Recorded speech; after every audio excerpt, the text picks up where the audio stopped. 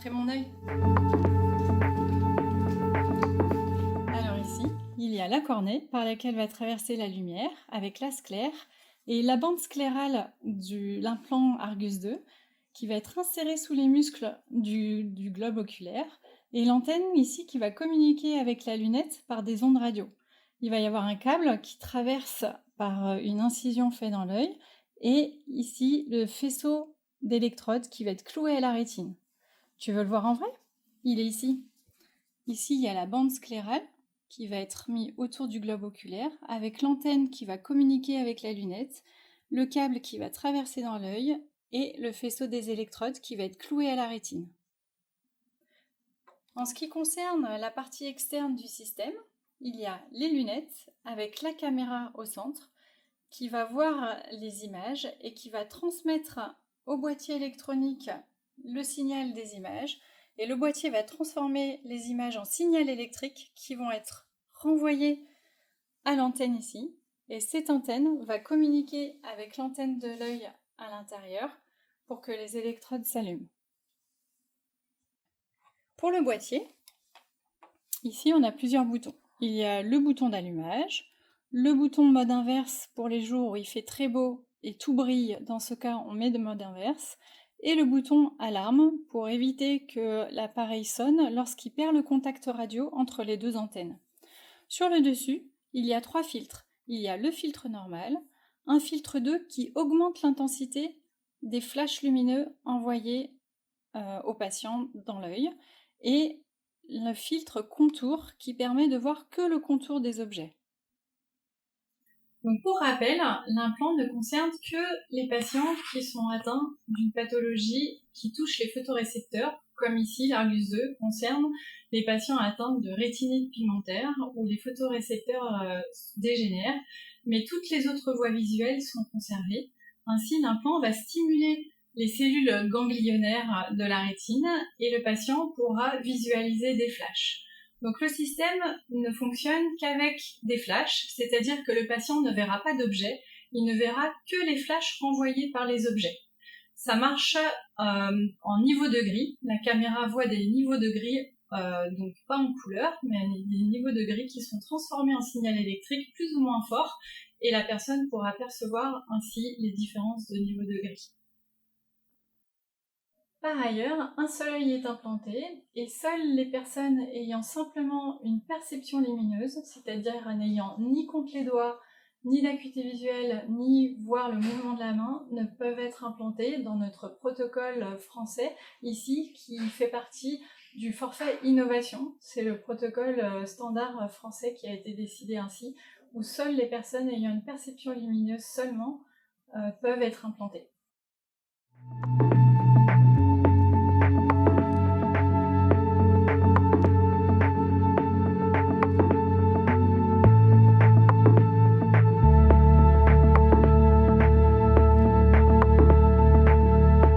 Bonjour, je suis Céline Chemette, orthoptiste au centre d'investigation clinique du professeur Sahel à l'hôpital des 15-20 et je suis orthoptiste qui m'occupe des patients implantés rétiniens depuis 9 ans et aujourd'hui je suis avec une patiente avec qui j'ai déjà fait 9 séances de 2 heures. Oui, je m'appelle Elisabeth Lee, j'ai une rétinite pigmentaire et donc je suis devenue déficiente visuelle profonde en 2008 et aveugle courant en 2016. Et le 5 mai 2017, j'ai été opérée, j'ai un implant rétinien et donc aujourd'hui c'est ma dernière séance de rééducation en orthoptie avec Céline. Donc pour rappel, les implants rétiniens sont destinés aux gens qui ont déjà vu, donc notamment les rétinites pigmentaires, c'est-à-dire où toutes les voies visuelles fonctionnent sauf les photorécepteurs. Ici, nous avons dans notre protocole choisi d'implanter les gens qui ont seulement une perception lumineuse. Est-ce que par exemple ici, vous pouvez voir bouger mon bras? Non. Vous me direz quand vous voyez la lumière. Oui. Nous avons donc la caméra au centre. Nous avons l'antenne sur le côté qui va communiquer avec l'antenne de l'œil. Ah oui, on la voit pas, c'est parce que nos chirurgiens ont fait du bon travail, je pense. Je vous laisse mettre les lunettes. Et voilà, on est paré pour commencer la rééducation.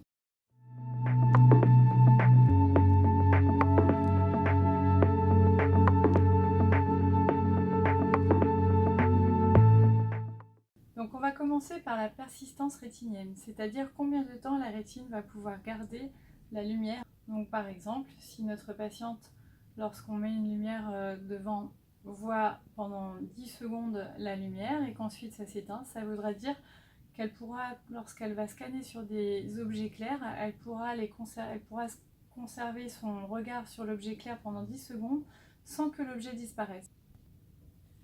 Je vais vous présenter la lumière, vous me direz à partir de quand vous la voyez et à partir de quand vous ne la voyez plus du tout.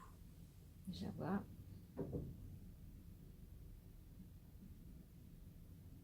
Ici, la lumière devant la caméra va stimuler les électrodes sur la rétine du patient qui, au bout d'un moment, à force d'éblouissement, ne verra plus rien.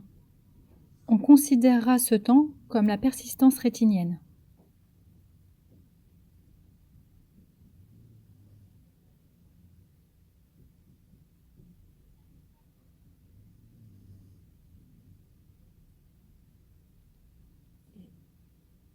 Je ne la vois plus. Donc on est à peu près à 30 secondes ou un peu plus de persistance rétinienne, ce qui est déjà pas mal. Comme ça, vous pourrez voir les objets sans trop les perdre de vue si vous fixez longtemps dessus.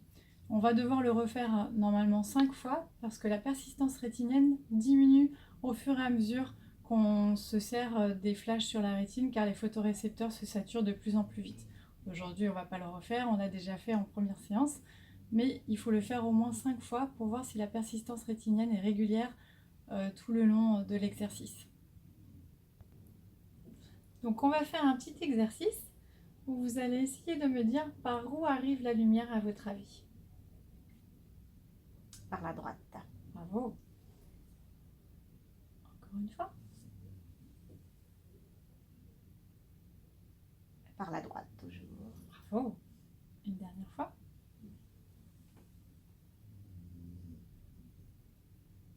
Par la gauche. C'est bien. Donc là, nous allons faire un exercice où vous allez devoir repérer la lumière dans l'espace. Donc ici, vous avez un champ visuel qui correspond à peu près de 20 degrés pour l'implant rétinien.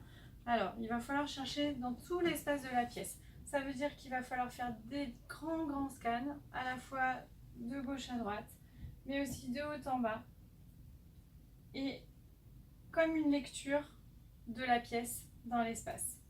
D'accord ? Voilà, je vous présente une lumière dans l'espace et il va falloir la trouver. Elle est là. Bravo. Un autre exercice, c'est de suivre la lumière sur le mur pour faire un suivi. On est parti. Repérez la lumière. Oui, c'est bon, je l'ai. Alors montrez-moi. Alors elle est là. Et on va essayer de la suivre. Et donc là, elle est en train de monter en haut vers la droite, en fait. C'est ça? Très bien. Donc ici, on va travailler maintenant sur un tableau magnétique. Et il va falloir demander au patient de repérer l'espace sur lequel il va devoir scanner pour faire l'exercice. Donc on va travailler sur des barres. Je vais les placer. La patiente, lorsqu'elle va scanner verticalement, si les barres sont horizontales, elle va les voir flash, pas flash, et elle saura qu'à ce moment-là, les barres sont horizontales. Lorsqu'elle scannera horizontalement, si les barres sont verticales, ça fera flash, pas flash, flash, pas flash. Alors que si la barre est horizontale, ça ne fera qu'un seul flash ou pas du tout, selon si elle est sur la bande noire ou sur la bande blanche. On va faire un test.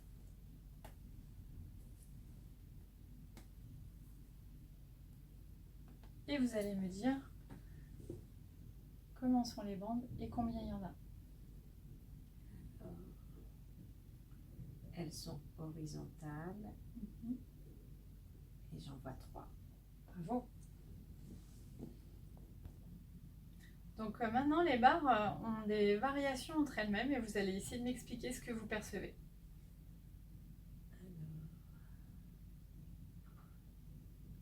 Déjà, elles sont verticales. Très bien. Que vous me dire sur ces barres? Donc, il y en a une qui est plus longue que les 3. Ah, il y en a une qui est très courte. Donc, la première, c'est la plus courte. La deuxième est la plus longue. Et la troisième est également courte. Et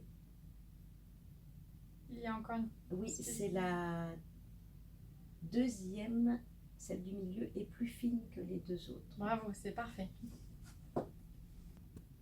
Alors, quand les formes sont un peu plus complexes, la chose importante, c'est de scanner dans un premier temps tout l'espace sur lequel on travaille pour savoir combien de flash il y a et ce qui s'y trouve, et de ensuite repérer, une fois qu'on a repéré le flash, d'essayer de suivre la forme pour savoir un petit peu à quoi elle ressemble. On va faire un petit test.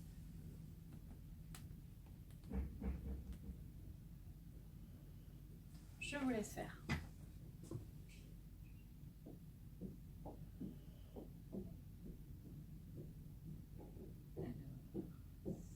C'est une barre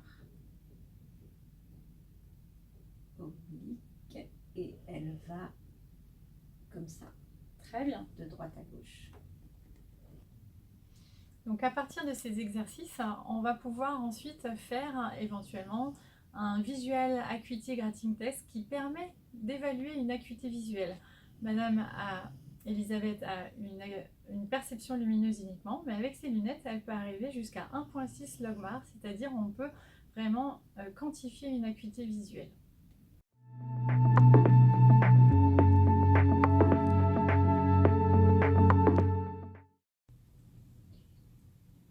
Ça c'est droite. Correct. Horizontale. Correct.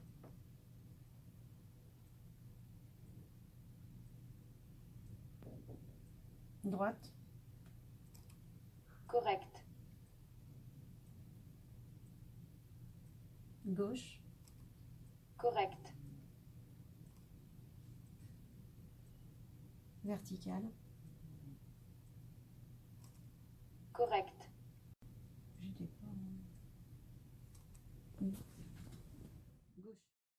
Vous voyez ces traits obliques ou... En fait, le dispositif, les électrodes, on voit qu'elles flashent, et en superposition, un peu comme une persistance rétinienne quand on a été ébloui, on va voir un trait un peu pâle, qui est vraiment fugace comme ça. Et comme je dis, ça fait comme le fantôme de la forme en fait. Et ça vous donne la direction. Exactement. Ouais, et j'ai remarqué ça aussi par exemple pour les triangles, sur les formes où on a cette espèce de fantôme, comme pour certaines lettres. Le N par exemple, va y avoir ce petit fantôme. Donc, cette trace restée sur votre rétine en fait. Voilà, c'est une ça. persistance en fait. C'est assez fugace quand même, mais on a cette vision. Donc il faut se faire confiance. Moi, c'est ce que souvent on n'est pas sûr parce que les électrodes, c'est moins, c'est pixelisé, donc c'est pas forcément très net. Mais ça, si on fait confiance à ça, en fait, on a vraiment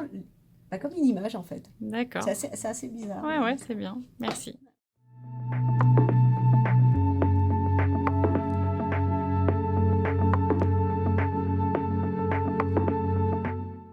Donc, pour essayer de comprendre ce système coordination caméra œil-main, est-ce que vous voulez essayer de nous expliquer comment vous appréhendez, comment vous comprenez la chose?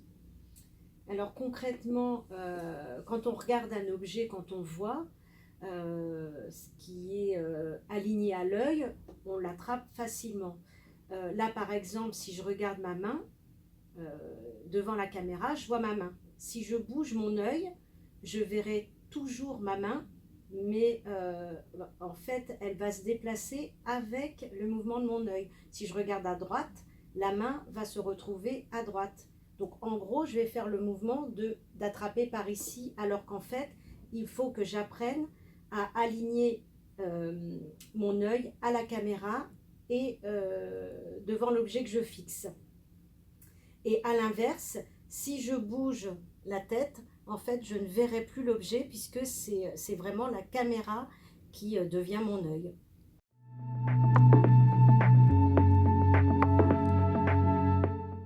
Apparition du carré. Dans le mouvement de pointage, il faut tenir compte de la distance caméra-œil et redresser le regard sous la lunette lorsque la caméra passe devant l'objet afin que le pointage soit efficient.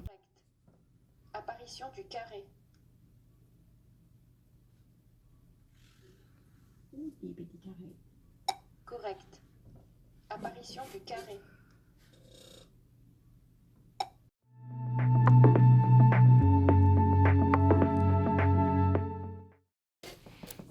Début du test.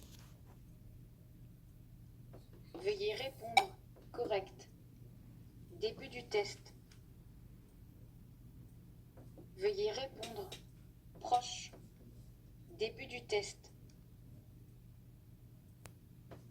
Veuillez répondre correct.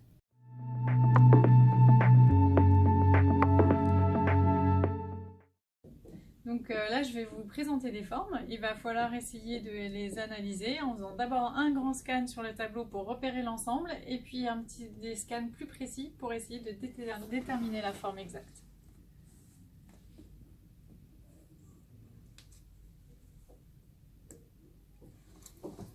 C'est prêt. Alors, il y a une forme.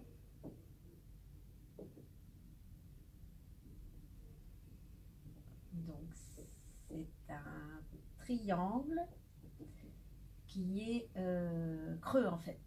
Très bien. On va changer de forme.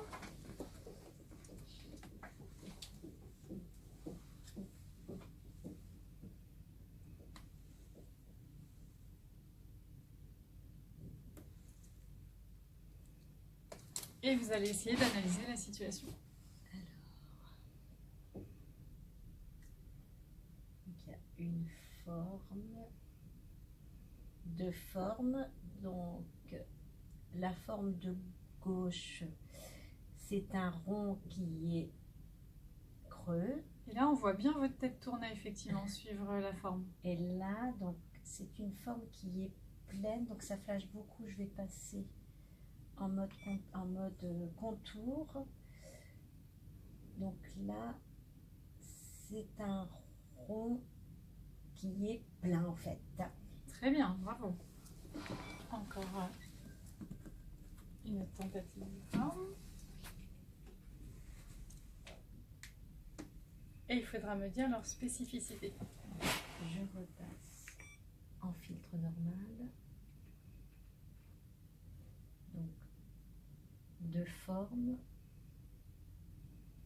Donc, déjà, à première vue, celui de gauche est plus grand.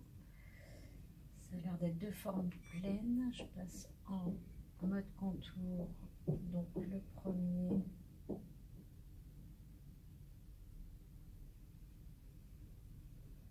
Alors, c'est un arrondi. Alors, c'est un rond. Est-ce que c'est un rond? La forme de gauche qui était plus grosse que la forme de droite. Ouais, elle flash beaucoup plus en fait. D'accord. Par contre, pour la forme, en fait, ce qui s'est passé, c'est que vous n'avez pas pu la détecter correctement parce que vous avez fait des petits scans en cercle et ça marche jamais. Ce qu'il faut, c'est toujours des petits scans latéraux, soit de gauche à droite en suivant la forme, soit des petits scans verticaux en suivant la forme, mais jamais des scans en tournicotant parce que ça permet pas de voir la forme. Alors, je vous laisse rescanner correctement et me dire ce que vous percevez. Donc là, je suis en mode contour, ça flash deux fois.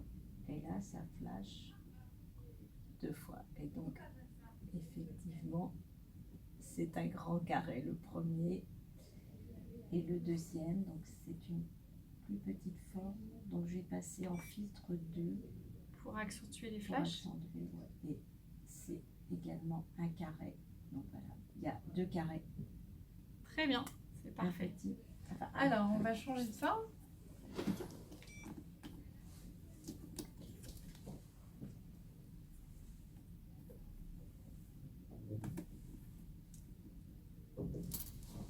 Et je vous laisse analyser.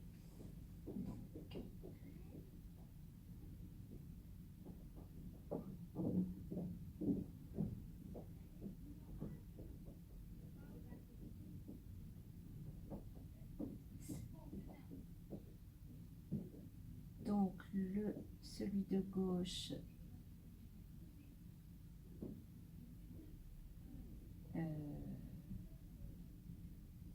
C'est une croix. Bravo, c'est bien. Donc en fait, ces formes serviront après pour pouvoir détecter des lettres.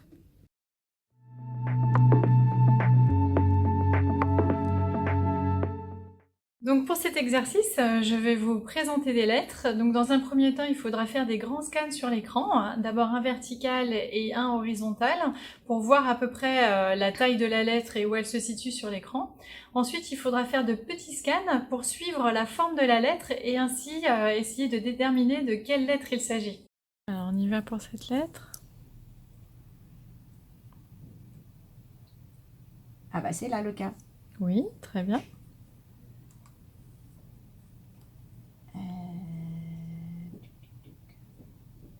Donc, c'est arrondi, ça flash une fois. Alors ça c'est arrondi et c'est un... Alors est-ce que c'est plat? C'est un dé. Bravo, très bien.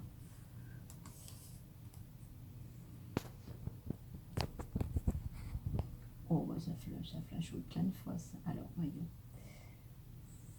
Ça flash une.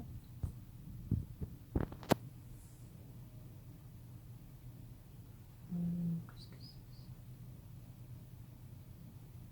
Alors il y a deux pas, donc c'est bien le H là ou le N. Alors attendez. Oui, il faut choisir. Ouais. Eh ben, écoutez, je choisis le N. Bravo. Ça, on l'a déjà faite. Dernière lettre. Ça flash une fois, ça flash deux fois.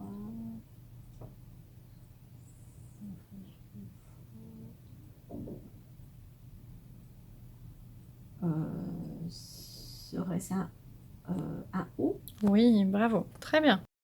Après les lettres, je vais vous présenter des petits mots et on va essayer de former des phrases de cette façon. C'est bon, allez-y.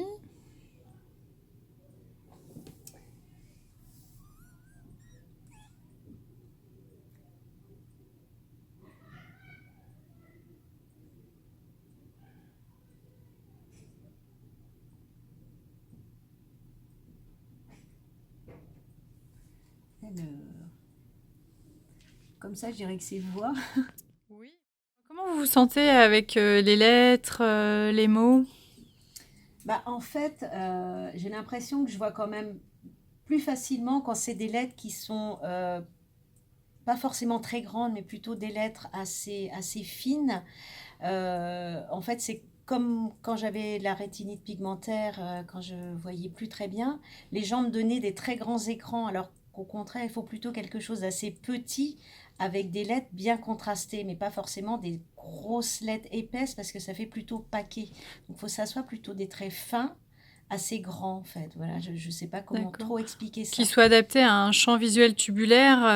Et là, ça Exactement. ressemble un petit peu à ça aussi. Ouais. C'est un champ visuel. De 20, oui, 20 Oui, 20 degrés. donc, ouais. D'accord, très bien, merci. Le premier mot? Premier mot. Donc,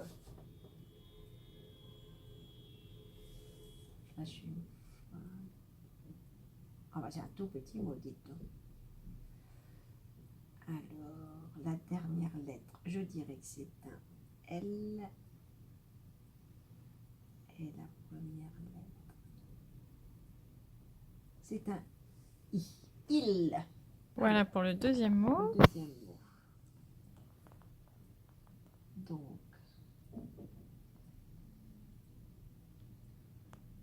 alors la deuxième lettre, la première, pardon, c'est un V.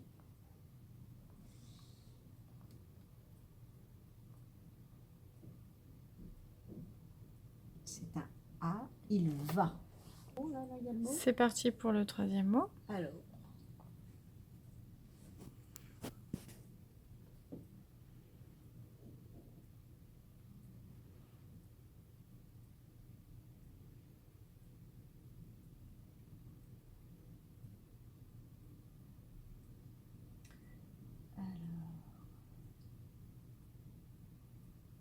La dernière lettre, c'est un S.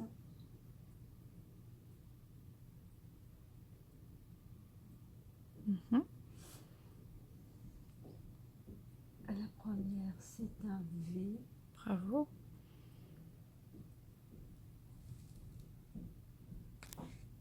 E.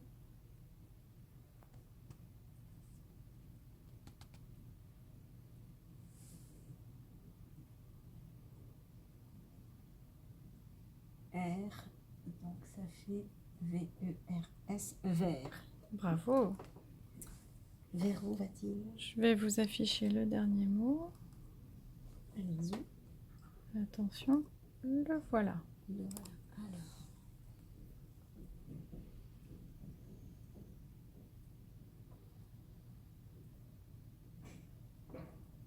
Donc je dirais.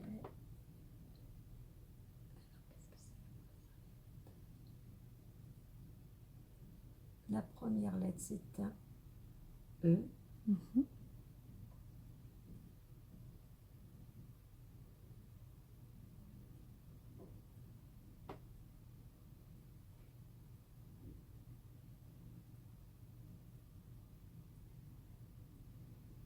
Deuxième, troisième. Oh, bah, il va vers elle. Oh, c'est Bravo. romantique. Bravo.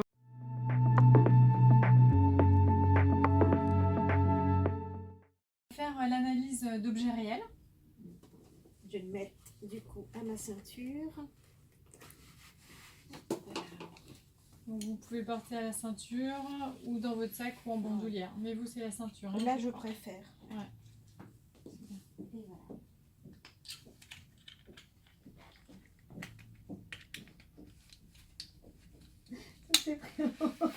C'est bien.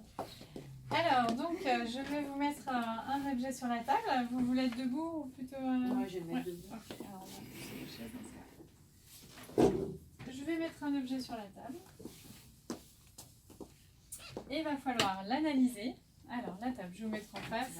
Voilà, ici en face. Voilà, pas.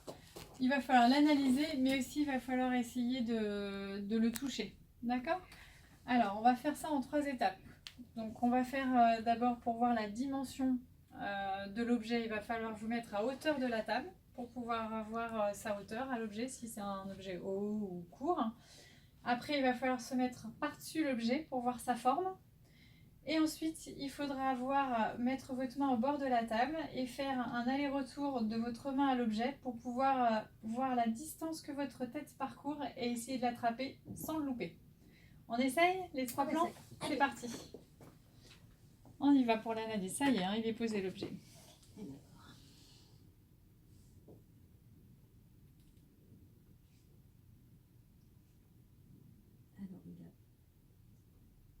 Il est quand même un peu haut.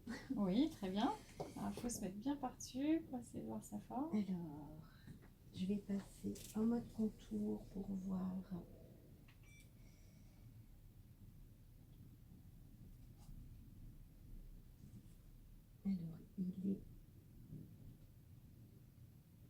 Alors, il est rond, Très bien. mais on dirait qu'il est en 2 parties. Donc, qu'est-ce que c'est? Parce que là, je vois en fait comme une petite hanche ou... Oui, très bien. Alors, qu'est-ce que ça peut être que cette chose? Si vous devinez pas, c'est pas grave, mais pour le toucher, Alors, il pour faudra le toucher, voilà. alors attendez, je repasse en 1. passer en mode 1. Très bien. Donc, ma main est là. Et il est là. Bravo. Ah oui, donc c'est un cliché. Voilà, c'est ça. Donc vous aviez bien deviné que c'était assez haut, avec une anse et rond. Ouais. Quand même, c'est formidable. Donc là, je vais vous mettre un second objet. Et pareil, vous allez essayer de l'analyser. Voilà.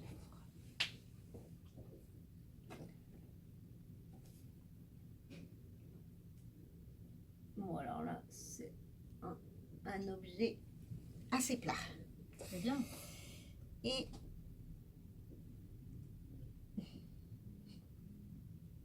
bah, c'est une banane. Oui, très bien, bravo. Donc là, il y a des chaussettes, il faudra trier le tas noir et le tas blanc.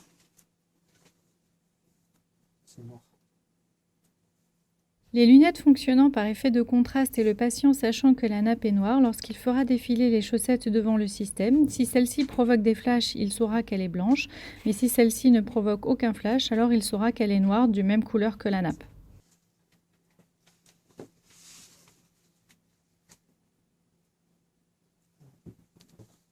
C'est ça. Voilà, donc où est le tas blanc, où est le tas noir? Ça c'est blanc et ça c'est noir. Donc voilà, on va poser des choses devant vous. Il faudra essayer d'analyser la situation. Voilà. C'est parti.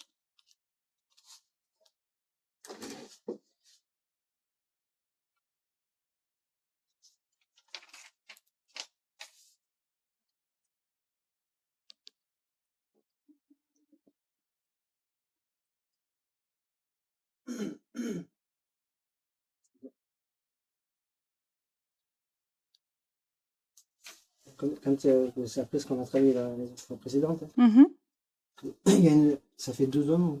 mhm.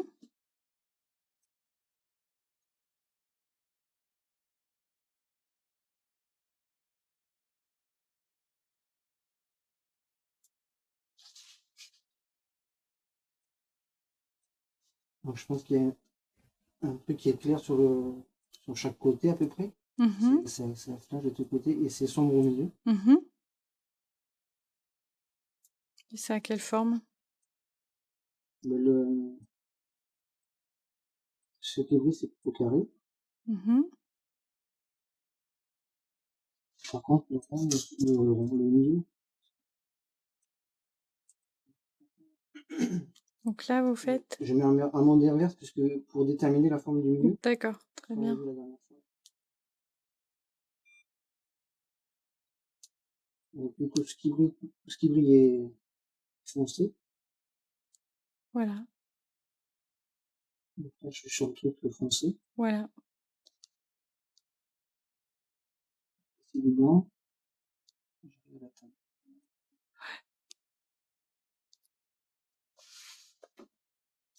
Donc je pense que c'est le 7 de table. Oui.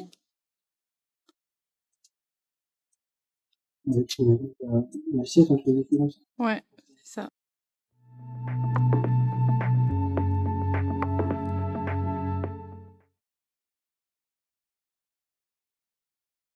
Dans cet exercice, le patient doit suivre la bande noire du couloir en scannant la tête fortement penchée en avant en regard de ses pieds.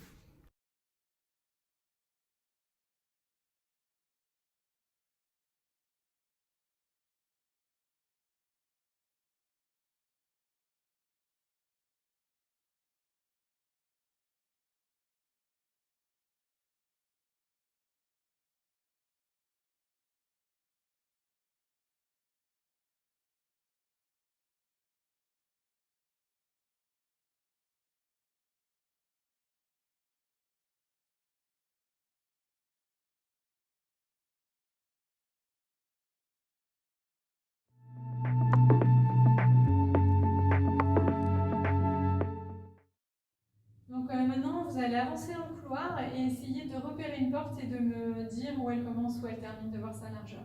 Je vous laisse avancer.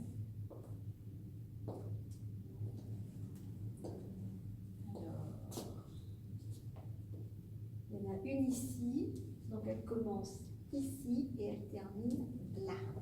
Très bien, parfait.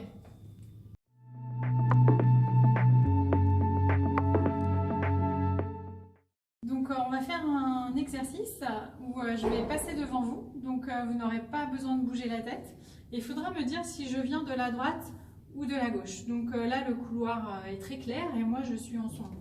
D'accord, donc je vais passer en mode inversé pour mieux vous voir. D'accord, on va inverser, très bien. On va commencer.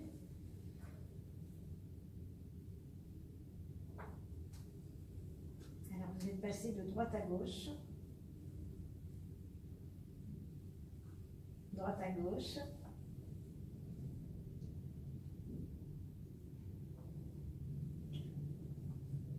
Gauche à droite.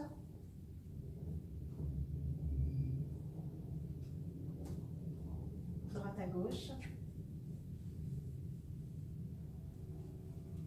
Gauche à droite.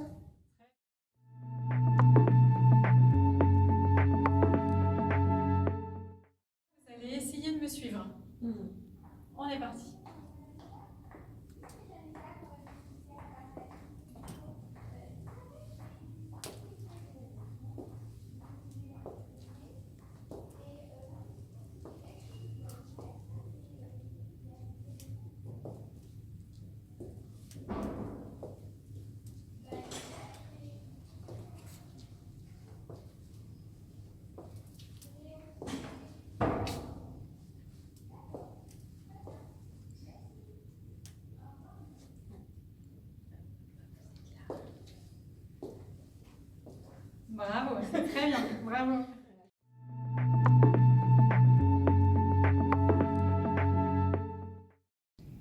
Pour l'exercice des obstacles, ici on est dans un couloir très clair, donc il faudra que les obstacles soient assez foncés pour que le patient puisse les repérer et mettre en mode inverse pour éviter les éblouissements.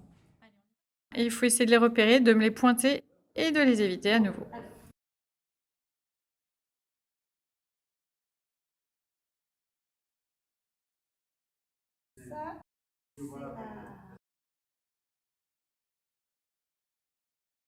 Ça, c'est la plainte. Oui, c'est ça.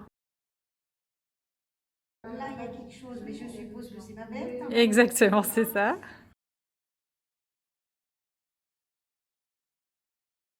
Absolument, bravo. Devant.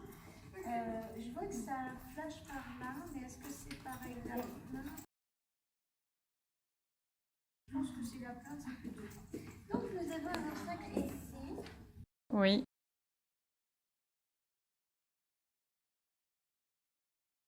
Bravo.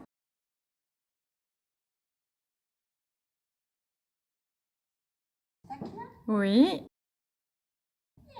Ah oui, alors ça va être très... Voilà. Ouais, si vous avez vu les trois, ça c'est super. Maintenant, il va falloir les éviter. Aïe, aïe, aïe.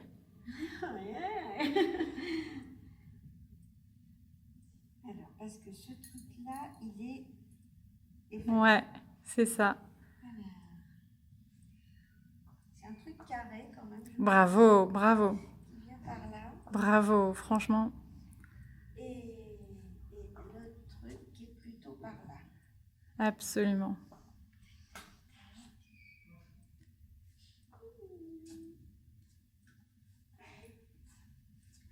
On y est.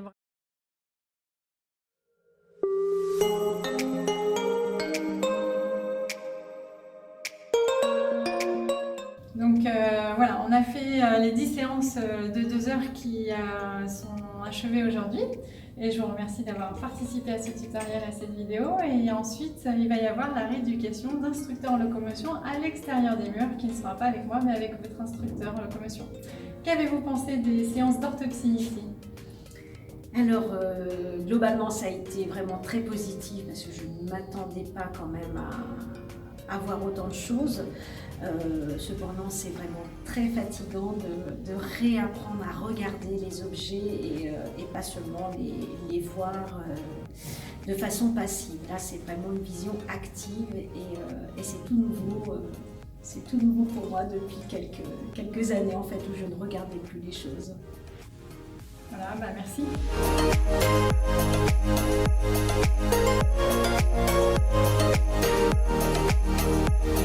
À votre instructeur en locomotion qui va prendre le relais.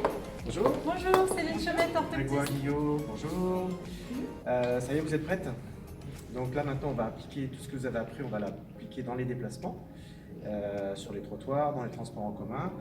On va commencer autour de chez vous, puis après on ira dans des endroits un petit peu plus difficiles. D'accord? Ça vous dit? Allez, on y va?